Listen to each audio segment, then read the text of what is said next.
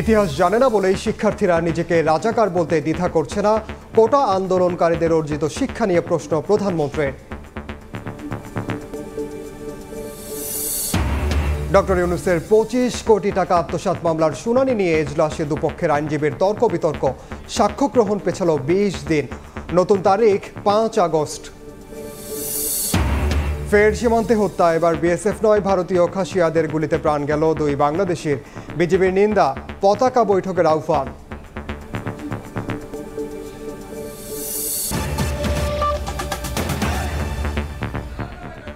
সময় সংবাদের সঙ্গে আছে আমি ওমর ইনাম। এদিকে উদ্দেশ্যমূলকভাবে স্বাধীনতার বিরোধীরা সাধারণ শিক্ষার্থীদের ওপর ঝাঁপিয়ে পড়েছে বলে অভিযোগ করেছেন ছাত্রলীগের সভাপতি সাদ্দাম হোসেন। বিকেলে ক্যাম্পাসে কোটা সংস্কার আন্দোলনকারী ও ছাত্রলীগের মধ্যে সংঘর্ষের পর কথা বলেন তিনি।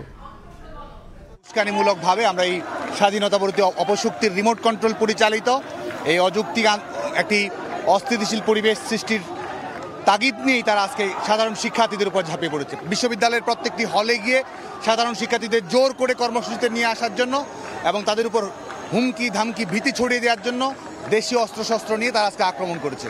সাধারণ শিক্ষার্থীদের ঐক্যবদ্ধ প্রতিরোধের মুখে তারা পালিয়ে যেতে বাধ্য হয়েছে।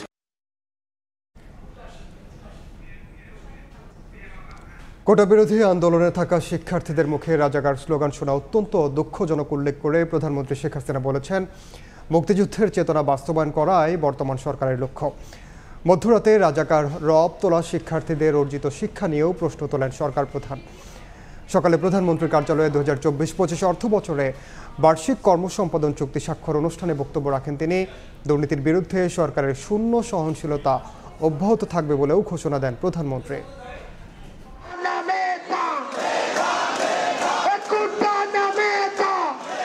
আদালতের প্রকাশ করা পূর্ণাঙ্গ রায়, প্রধানমন্ত্রীর বক্তব্য এবং এর প্রতিবাদে বৈষম্য বিরোধী ছাত্রদের ব্যানারে বিক্ষোভ মিছিল বেশ উত্তাপ ছড়িয়েছে কোটা সংস্কার আন্দোলনে।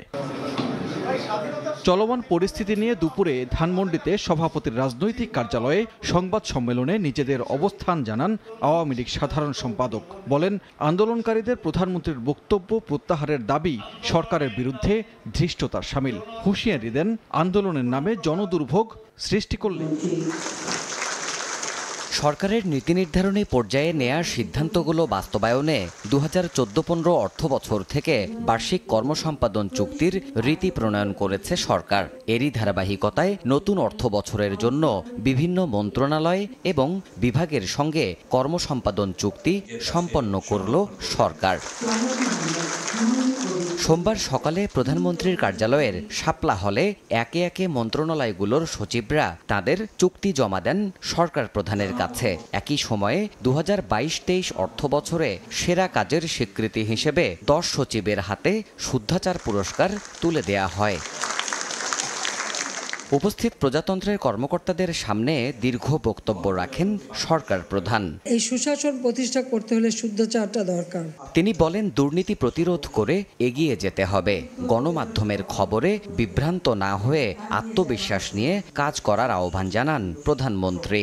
যেখানে কোনো অনিয়ম দেখা দেবে আপনারা যথাযথ ব্যবস্থা নেবেন। 600 মন্ত্রণালয়ের একেবারে নিচের দিক পর্যন্ত আপনাদের নজরদারি বাড়াতে হবে। সবার মাঝে সেই চেতনাটা গড়ে তুলতে হবে। পত্র পত্রিকা কি লেখলো সেটা থেকে নার্ভাস হওয়ারও কিছু নেই, আর সেটা থেকে ঘাবড়াবারও কিছু নেই। বরং সেটাতে দেখবেন যে এর কোনো সত্যতা আছে কি না।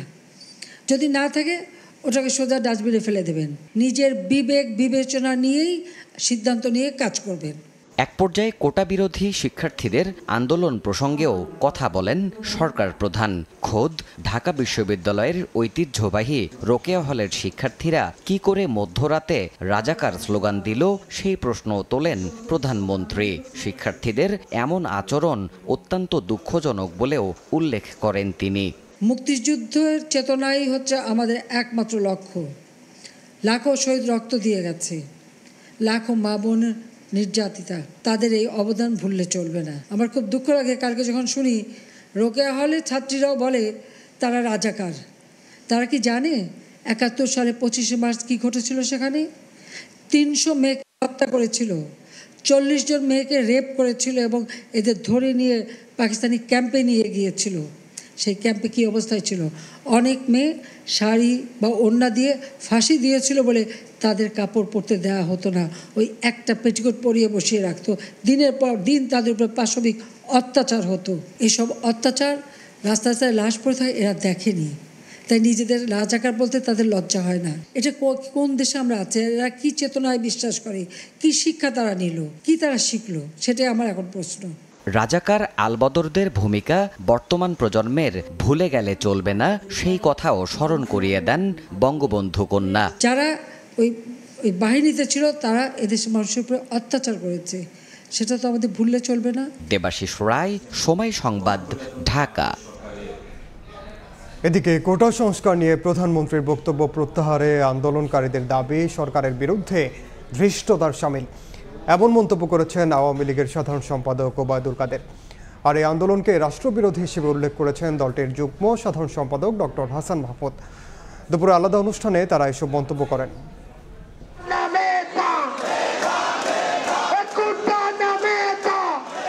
আদালতের প্রকাশ করা পূর্ণাঙ্গ রায়, প্রধানমন্ত্রীর বক্তব্য এবং এর প্রতিবাদে বৈষম্য বিরোধী ছাত্রদের ব্যানারে বিক্ষোভ মিছিল বেশ উত্তাপ ছড়িয়েছে কোটা সংস্কার আন্দোলনে। চলমান পরিস্থিতি নিয়ে দুপুরে ধানমন্ডিতে সভাপতির রাজনৈতিক কার্যালয়ে সংবাদ সম্মেলনে নিজেদের অবস্থান জানান আওয়ামী লীগ সাধারণ সম্পাদক। বলেন, আন্দোলনকারীদের প্রধানমন্ত্রীর বক্তব্য প্রত্যাহারের দাবি সরকারের বিরুদ্ধে ধৃষ্টতার শামিল। হুঁশিয়ারি দেন আন্দোলনের নামে জনদুর্ভোগ সৃষ্টি করলে কঠোরভাবে প্রতিহত করার। কোটা সুবিধা মুক্তিযোদ্ধা নাতি পুতিরা পাবে না তো কি রাজাকারের নাতি পুতিরা পাবে? একথা তিনি যথার্থই বলেছেন। মহান মুক্তিযুদ্ধের চেতনার বিপরীতে যে কোনো অপশক্তিকে আমরা কঠোরভাবে প্রতিরোধ করি। এ আন্দোলনের কুশীলব জামাত, বিএনপি সহ অপশক্তিসমূহ তাদের স্বরূপ উন্মোচিত হয়েছে। রাজাকারের চেতনা যারা ধারণ করে তারা ওরা জানে। এদিকে পররাষ্ট্র মন্ত্রণালয়ে সৌদি রাষ্ট্রদূতের সঙ্গে সৌজন্য সাক্ষাৎ শেষে কোটা সংস্কার আন্দোলনকে রাষ্ট্র, সরকার ও প্রধানমন্ত্রী বিরোধী হিসেবে উল্লেখ করেন পররাষ্ট্রমন্ত্রী ডক্টর হাসান মাহমুদ। বলেন, শিক্ষার্থীদের আবেগ নিয়ে রাজনীতি করে দেশকে অস্থিতিশীল করতে দেবে না সরকার। যে সমস্ত উদ্ধত্তপূর্ণ স্লোগান এবং বক্তব্য, এতে প্রমাণিত হয় এটি কোটা বিরোধী আন্দোলন নয়, এটি রাষ্ট্রবিরোধী, সরকার বিরোধী আন্দোলনের রূপ দেওয়ার জন্য চেষ্টা করা হচ্ছে এবং কোমলমতি শিক্ষার্থীদের সেন্টিমেন্টকে ব্যবহার করা হচ্ছে। কিছু নেতৃবৃন্দ এবং বাইরে থেকে বিএনপি, জামাত সহ অন্যরা সেখানে ইন্ধন দিচ্ছে। কোটা সংস্কারের বিষয়ে সর্বোচ্চ আদালতের সিদ্ধান্তই চূড়ান্ত বলে আবারও জানান দেন আওয়ামী লীগ নেতারা। সরকার বিরোধী। সানবীর রূপল, সময় সংবাদ, ঢাকা। কোটা আন্দোলনের নামে আদালতের আদেশ না মেনে বিশৃঙ্খলার চেষ্টা করলে ছাড় না দেওয়ার হুঁশিয়ারি ডিএমপি কমিশনারের। সকালে তাজিয়া মিছিলের নিরাপত্তা নিয়ে সংবাদ সম্মেলনে তিনি বলেন, অতীতের জঙ্গি হামলার কথা মাথায় রেখে তাজিয়া মিছিল ও ইমাম বাড়াকে ঘিরে এবার কঠোর নিরাপত্তা ব্যবস্থা নেওয়া হয়েছে। এবারের আশুরার তাজিয়া মিছিলের নিরাপত্তা নিশ্চিত করতে ডগ স্কোয়াড, সুইপিং ও বিস্ফোরক শনাক্তকরণ ডিভাইস সহ থাকছে ডিএমপির সাইবার সিকিউরিটি ব্যবস্থাও। বুধবারের আশুরার তাজিয়া মিছিলের আয়োজন দেখতে পুরান ঢাকার ইমামবাড়া পরিদর্শন করেন DMP commissioner Habibur Rahman. DMP commissioner বলেন, পূর্বের অভিজ্ঞতাকে মাথায় রেখে নিরাপত্তা ব্যবস্থা আরও জোরদার করা হচ্ছে। তাজিয়া মিছিলকে কেন্দ্র করে আমাদের অতীতে জঙ্গি আক্রমণের ঘটনা যেহেতু আছে, সেহেতু এই বিষয়টিকে মাথায় রেখে আমাদের নিরাপত্তা পরিকল্পনা প্রণয়ন করা হয়েছে। কোটা সংস্কার আন্দোলন নিয়ে সাংবাদিকদের এক প্রশ্নের জবাবে তিনি বলেন, কোটা নিয়ে আদালতের আদেশ না মেনে বিশৃঙ্খলা সৃষ্টির চেষ্টা করা হলে তা বরদাস্ত করা হবে না। চলমান যে কোটা আন্দোলনের বিষয়, সেটি একটি কোর্টের বিষয়। সুতরাং মহামান্য আদালত যে আদেশ দেবেন সেই আদেশের প্রতি শ্রদ্ধাশীল থাকা এবং সেটি মেনে নেওয়া প্রতিটি নাগরিকের একান্ত কর্তব্য এবং সেটি আদালতের নিয়ম মানতে আমরা বাধ্য। সুতরাং পুলিশ আমাদের যে সমস্ত কার্যক্রম পরিচালনা করবে সেগুলো সেটির প্রতি শ্রদ্ধা রেখেই হবে। যদি কেউ আমাদের আইন শৃঙ্খলা ভঙ্গজনিত কোনো ধরনের অপতৎপরতা চালাতে চান, সেটি যেই হোক সেটি শক্ত হাতে মোকাবেলা করা হবে। নিরাপত্তার স্বার্থে কোনো চাকু, ছুরি ও দাহ্য পদার্থ নিয়ে তাজিয়া মিছিলে না আসার অনুরোধ করেছে ডিএমপি। চন্দ্রিমা চৌধুরী, সময় সংবাদ, ঢাকা। কোটা ইস্যুতে প্রধানমন্ত্রী নিজেই শপথ ভঙ্গ করেছেন এমন অভিযোগ করেছেন বিএনপির সিনিয়র যুগ্ম মহাসচিব রুহুল কবির রিজভী। বলেন, সরকার প্রধান অহেতুক শিক্ষার্থীদের নিয়ে নেতিবাচক মন্তব্য করেছেন। সকালে রাজধানীতে কারাবন্দী ঢাকা মহানগর দক্ষিণ যুবদলের আহ্বায়ক খন্দকার এনামুল হক এনামের পরিবারের সঙ্গে সাক্ষাৎ শেষে কথা বলেন তিনি।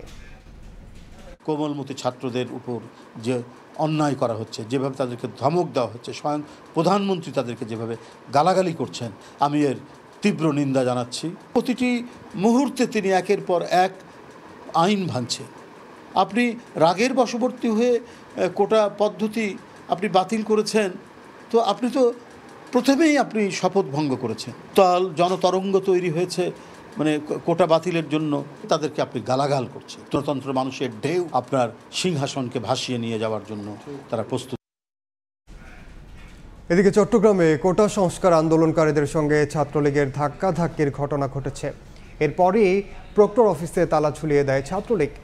রেল স্টেশনে অবস্থান নেয় শাটল ট্রেন চলাচল বন্ধ হয়ে যায়।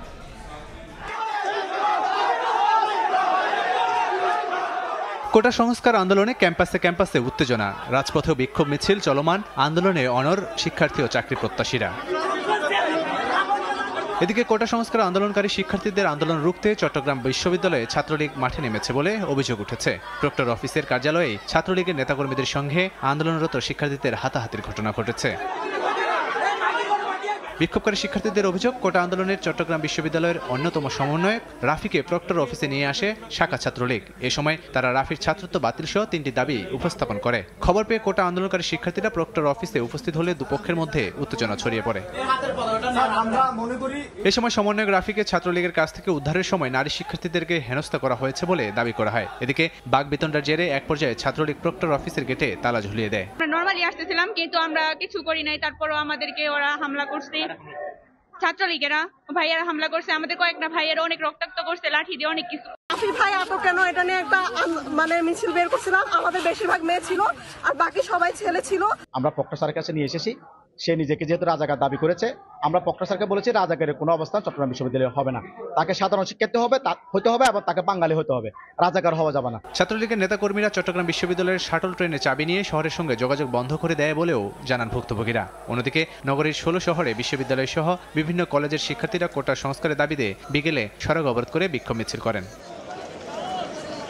এছাড়া বরিশাল, রাজশাহী সহ দেশের বিভিন্ন বিশ্ববিদ্যালয়ে সরকারি চাকরিতে কোটা সংস্কার ও প্রধানমন্ত্রীর দেয়া বক্তব্য প্রত্যাহারের দাবিতে বিক্ষোভ মিছিল হয়। লাবিব হাসান, সময় সংবাদ। সাক্ষ্য গ্রহণের তারিখ পেছানো নিয়ে এজলাসে ডক্টর মোহাম্মদ ইউনূসের আইনজীবী ও দুদক আইনজীবীর মধ্যে চলে ঘণ্টাব্যাপী তর্ক বিতর্ক। পরে 25 কোটি টাকা আত্মসাৎ ও পাচারের মামলায় ইউনূস সহ 14 জনের বিরুদ্ধে সাক্ষ্য গ্রহণ 20 দিন পিছিয়ে দেন আদালত। পরবর্তী দিন ধার্য করা হয়েছে 5ই আগস্ট। এদিনও লোহার খাঁচা নিয়ে প্রশ্ন তুলে ডক্টর ইউনূস বলেন, আদালতে লোহার খাঁচা থাকা মানবতার অপমান। ডক্টর মোহাম্মদ ইউনূস সহ 14 আসামির বিরুদ্ধে সাক্ষ্য গ্রহণ শুরুর দিনেই দুপক্ষের আইনজীবীর তুমুল বিতর্ক, যার সূত্রপাত সাক্ষ্য গ্রহণের তারিখ পেছানো নিয়ে। এদিন সকাল 11টায় আদালতে হাজির হন ডক্টর মোহাম্মদ ইউনূস। উচ্চ আদালতে এই মামলা বাতিল চেয়ে করা মামলা বিচারাধীন থাকায় সাক্ষ্য গ্রহণ পেছানোর জন্য আবেদন করেন তার আইনজীবী। এ নিয়ে শুরু হয় পাল্টাপাল্টি যুক্তিতর্ক।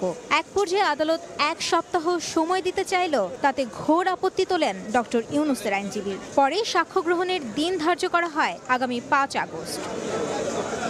আদালত থেকে বের হয়ে ন্যায় বিচার পাওয়া নিয়ে শঙ্কা প্রকাশ করেন অধ্যাপক ইউনূসের আইনজীবী। ইউনূস কথা বলেন এজলাসের লোহার খাঁচা নিয়ে। এই খাঁচাটাই বিলুপ্ত হয়ে যাওয়া উচিত, কারোর জন্য প্রয়োজযোগ্য না। এটা আদালতে রাখা মানেই হলো আমি তোমাকে অপমান করার জন্য এখানে বসছি, সেটার জন্য নিশ্চিত এটা বিচারের জন্য এসেছি, অপমান করার জন্য তা আসলে। কোর্টকে বললাম আপনি যদি পারেন নিতে পারেন, কিন্তু কন্টেম্পট অফ কোর্ট আমি নিতে পারি না। হাইকোর্টে মামলা পেন্ডিং থাকা মানে এই আদালতের কলম বন্ধ। সুতরাং এটাই হলো প্রশ্ন। বিচার কাজ প্রভাবিত করার অভিযোগ উড়িয়ে দিয়েছেন দুদক আইনজীবী। তিনি বলছেন, তড়িঘড়ির কোনো প্রশ্ন নেই এখানে, যা হচ্ছে আইন অনুযায়ী। তাদের কথা না, তারা আমরা থাকবো, লম্বা সময় নিব এবং মামলার কার্যক্রমে বিঘ্নিত এই ধরনের কথা বলে তারা এই ধরনের আদালতকে এই ধরনের কথাবার্তা তারা বলতে চায়। যদি উচ্চতর আদালতের কোনো আদেশ আনতে পারেন, সেই আদেশ মোতাবেক মামলার কার্যক্রম পরিচালিত হবে। এদিকে দুর্নীতি ও অর্থ আত্মসাতের মামলায় বিচার শুরুর আদেশ বাতিল চেয়ে ডক্টর ইউনূসের করা আবেদনের বিষয়ে আগামী 21 জুলাই আদেশ দেবেন হাইকোর্ট। মাইমুনা হায়দার চৌধুরী, সময় সংবাদ, ঢাকা। ছাগলকাণ্ডে আলোচিত মতিউর রহমানকে জাতীয় রাজস্ব বোর্ডের কাস্টমস, এক্সাইজ ও ভ্যাট অ্যাপিলেট ট্রাইব্যুনালের প্রেসিডেন্টের পদ থেকে সরিয়ে অর্থ মন্ত্রণালয়ের অধীনে অভ্যন্তরীণ সম্পদ বিভাগে যুক্ত করার 22 দিন পার হলেও এখনও সশরীরে অফিসে যোগ দেননি তিনি, যা সরকারি চাকরি বিধিমালার ব্যত্যয় বলেই মনে করছেন সাবেক কর্মকর্তারা। আতাউর কাউসারের রিপোর্ট।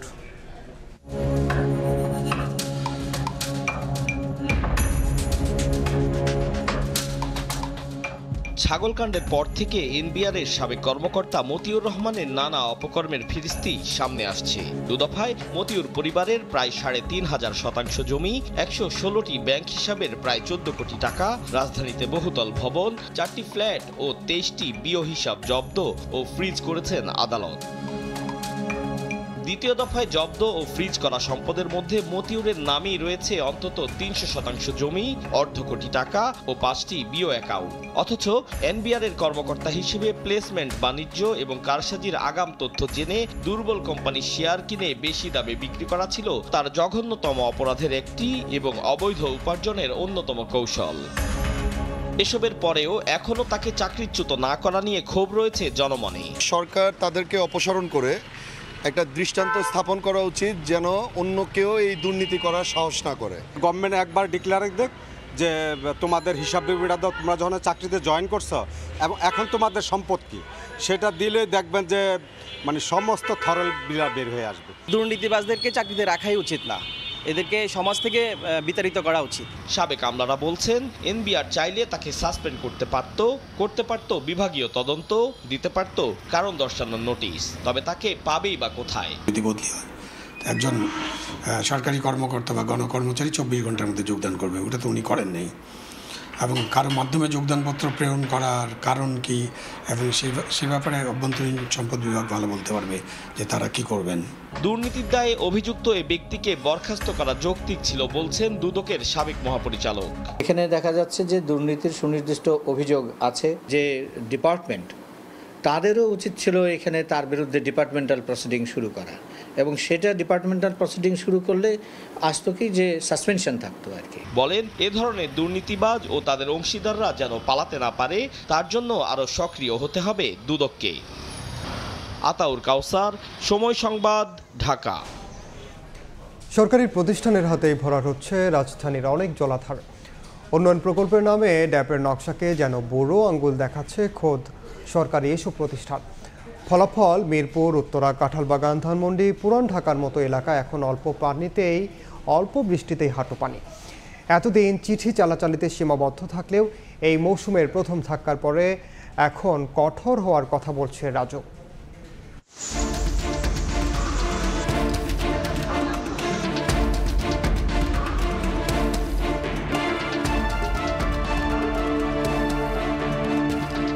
আদর্শনগরের তকমা পাওয়া তো দূরের কথা, বাসযোগ্য শহরের তালিকায় তলানিতে ঢাকার অবস্থান। আর কয়েক ঘন্টার বৃষ্টির পর এমন চিত্রই বলে দিচ্ছে বসবাসের কতটা উপযুক্ত কথিত এই তিলোত্তমা। একটি আদর্শ নগরে 10 থেকে 15 ভাগ জলাধার থাকা দরকার। 3 দশক আগেও ঢাকার মোট আয়তনের 20 ভাগ জলাধার থাকলেও 2023 সালের গবেষণা বলছে ঢাকার জলাধার আছে মাত্র 3 ভাগ। আর অবাক করার মতো তথ্য হচ্ছে গত 1 বছরে সরকারি বিভিন্ন সংস্থাই ভরাট করেছে 0.5 ভাগ। গাবতলীর এই জলাধারে গিয়েই পড়ে বৃহত্তর মিরপুর, কাজীপাড়া, শেওড়াপাড়া, কল্যাণপুর, মোহাম্মদপুর এলাকার পানি। অথচ ড্যাপের নকশায় স্পষ্ট জলাধার হিসেবে উল্লেখ থাকলেও শ্রেণী পরিবর্তন করতে রাজুকের কোনো অনুমোদনই নেয়নি বাংলাদেশ কৃষি উন্নয়ন কর্পোরেশন, বিএডিসি। গত কয়েকদিনের উপর্যুপরি বৃষ্টির একটি বড় অংশ যে এই জলাধারে জমা হয়েছে সেটি বুঝতে কোনো গবেষণার প্রয়োজন হয় না। অথচ সরকারি উদ্যোগেই তা অর্ধেকের বেশি ভরাট করা হয়েছে, চলছে নির্মাণযোগ্য। তাই রক্ষকই যখন ভক্ষক হয়, সাধারণ মানুষ কাঙ্ক্ষিত সেবাটা পাবে কোথায়? সেই প্রশ্নই তুলছেন নগরবিদরা। একই অবস্থা বাংলাদেশ রেলওয়ের। কিছুদিন আগেই ড্যাপে চিহ্নিত এই জলাধার ভরাট করে তৈরি হচ্ছে সংস্থাটির উন্নয়নমূলক কাজ। আবার দক্ষিণ সিটির বাধার মুখেই হাতির ঝিল ভরাট করে হচ্ছে এলিভেটেড এক্সপ্রেসওয়ের কাজ, যার প্রভাব কয়েক বছর পর আবারও একটু বৃষ্টিতেই কোমর পানিতে তলিয়ে যাচ্ছে কাঁঠালবাগান এলাকা। যদিও সেতু কর্তৃপক্ষের দাবি, নির্মাণ কাজ শেষ হলে আবারও মুক্ত করা হবে এই অংশের পানি প্রবাহ। নগরবিদরা বলছেন, সরকারি সংস্থার স্বেচ্ছাচারিতার পাশাপাশি নগর কর্তৃপক্ষের অদূরদর্শিতা, জলবায়ু পরিবর্তনের প্রভাবশালীদের জবরদখল আর নগরবাসীর অসচেতনতাও এমন জলাবদ্ধতার নিয়ামক হিসাবে কাজ করে। আমাদের ড্রেনেজ ক্যাপাসিটিটা মানে যা কিছু আছে সেটাও পারফরমেন্স ভালো না, অনেক আন্ডার পারফর্মিং। তো এই কারণে আমাদের এই জলাবদ্ধতাগুলো তৈরি হয়। রাজুক বলছে, মৌসুমের শুরুতেই যে ভয়াবহতার সাক্ষী হয়েছে নগরবাসী, তাতে আর ছাড় দেওয়ার সুযোগ নেই। প্রভাবশালী ব্যক্তি কিংবা সরকারি সংস্থা ছাড় পাবে না কেউই। রাজধানী উন্নয়ন কর্তৃপক্ষ এই জলাশয়ের জন্য শক্ত অবস্থান নিয়েছে এবং আমরা মহামান্য আদালতে সেটা আমরা উপস্থাপন করেছি যে জলাধার রক্ষা করার জন্য আমাদের কি করতে হবে। যদিও দখল দূষণের এই নগরে নদী, খাল আর জলাধারের যে অবস্থা গিয়ে দাঁড়িয়েছে, তাতে সিএস খতিয়ান ধরে তা উদ্ধার করা এক রকমের অবাস্তব মনে করছেন নগর পরিকল্পনাবিদরা। রাশেদ লিমন, সময় সংবাদ, ঢাকা। আবারও সীমান্তে হত্যাকাণ্ড। এবার সিলেট সীমান্তে ভারতীয় খাসিয়াদের গুলিতে প্রাণ গেল 2 বাংলাদেশির। এ সময় আহত হন আরও একজন। একদিন পেরিয়ে গেলেও বিজিবি বিএসএফ এর আনুষ্ঠানিকতা না হওয়ায় উদ্ধার হয়নি নিহত 2 জনের লাশ। ইকরামুল কবিরের রিপোর্ট, ছবি তুলেছেন দিগেন সিংহ। সীমান্তের ওপারে কয়েক গজ দূরেই পড়ে আছে বাংলাদেশি 2 যুবকের মরদেহ। ভারতীয় খাসিয়াদের গুলিতে রোববার বিকেলে প্রাণ হারান তারা। স্বজনরা জানান, কোম্পানিগঞ্জ উপজেলার নাজিরের গাঁও দিয়ে ভারতের কাওয়ারটুক সীমান্তের 1253 নম্বর পিলারের ওপারে কাঠ কাটতে যান করবলাটুক গ্রামের আলী হোসেন, কাউসার আহমদ ও নবী হোসেন। কিছু বুঝে ওঠার আগেই তাদের লক্ষ্য করে গুলি ছুড়ে সীমান্তের ভারত অংশের খাসিয়া পল্লীর লোকেরা। এতে ঘটনাস্থলে মারা যান আলী হোসেন ও কাউসার আহমেদ। আহত নবী হোসেন বাড়ি ফিরলে চিকিৎসার জন্য হাসপাতালে নেওয়া হয়। কাল থেকে চেষ্টা চলতেছে, এখনো লাশের সন্ধান পাইনি। এই ঘটনার পর 24 ঘন্টা পার হলেও 2 দেশের সীমান্ত বাহিনীর আনুষ্ঠানিকতায় উদ্ধার হয়নি নিহত 2 যুবকের লাশ। মাঝে মধ্যেই এই এলাকায় খাসিয়ারা মানুষজনকে মারধর করে এবং খাসিয়াদের গুলিতে মানুষ আহত এবং নিহত হয়। 48 বিজেপির অধিনায়ক জানান, বিএসএফ এর কাছ থেকে নিহতদের ছবি এনে শনাক্তের পর সীমান্তের আনুষ্ঠানিকতা শেষে পরিবারের কাছে লাশ হস্তান্তর করা হবে। এবারই প্রথম নয় হতদরিদ্র গ্রামের মানুষ কাঠ আনতে গিয়ে সীমারেখা ভুলে যায়। তারপরই ঘটে এই ধরনের হতাহতের মতন নির্মম ঘটনা। এই অবস্থা থেকে পরিত্রাণ চান এলাকাবাসী। সিলেটের কোম্পানিগঞ্জ সীমান্ত থেকে ইকরামুল কবির, সময় সংবাদ।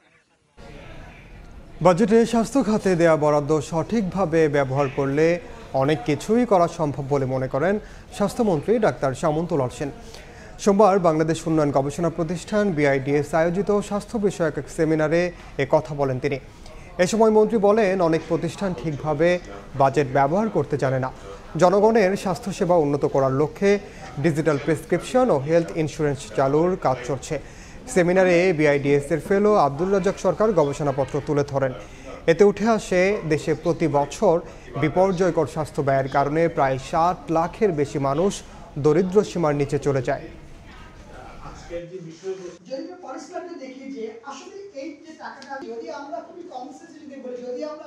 বাজেট যা দেওয়া হয়, আমরা যদি সঠিক সময় সঠিক বাজেট ব্যবহার করতে পারি, কম না। আমরা কিন্তু বাজেট ব্যবহার করতে জানি না। আমি এতদিন যা দেখলাম, আমরা আন্ডারস্ট্যান্ডিং প্রকল্প নেই।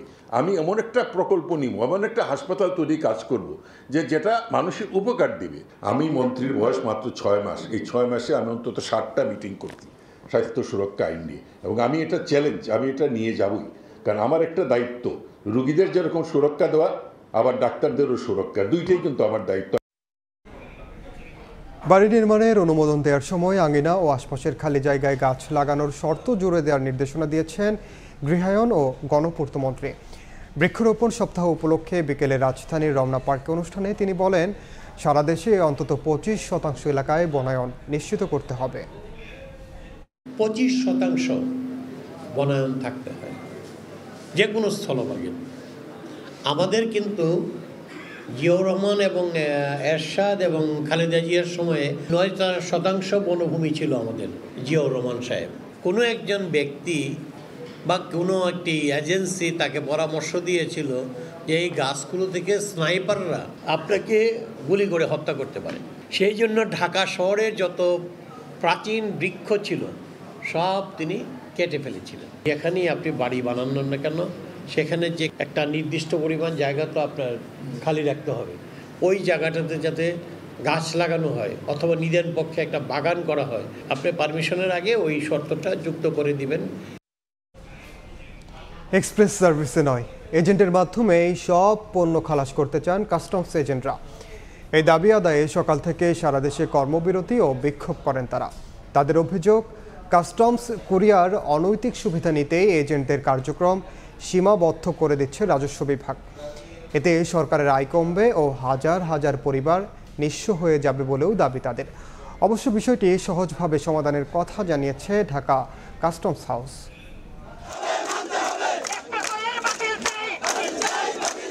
স্লোগানে স্লোগানে মুখর ঢাকা কাস্টমস হাউস চত্বর। সোমবার এক্সপ্রেস সার্ভিসের মাধ্যমে পণ্য খালাসের আইন বাতিলের দাবিতে এভাবেই বিক্ষোভ কর্মসূচি ও কর্মবিরতি পালন করে সারা দেশের কাস্টমস এজেন্টস অ্যাসোসিয়েশন।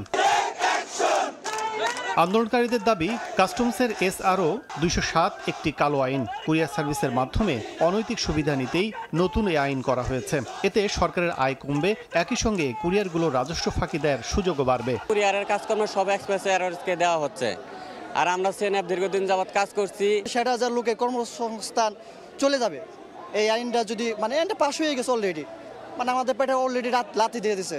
আমরা দাবি করছি যে এবছর যে আইনটা করা হয়েছে 207 নং আইন, এই আইনটা পুরোপুরি বাতিল করা হোক।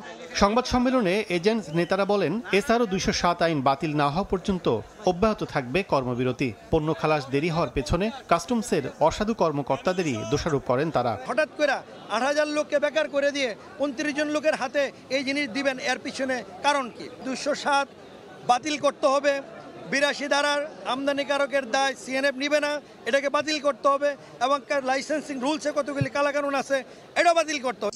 বিষয়টি সমাধানে ঊর্ধ্বতন মহলে জানানো হয়েছে বলে জানায় ঢাকা কাস্টমস হাউস। এই আইনটি সরকার কর্তৃক প্রণীত এবং সেই আইনটি বাস্তবায়নের জন্য আমরা একটি ফিল্ড অফিস, আমরা সেটা চেষ্টা করছি, যেটা জনগণ এবং রাষ্ট্রের জন্য সুবিধা হবে।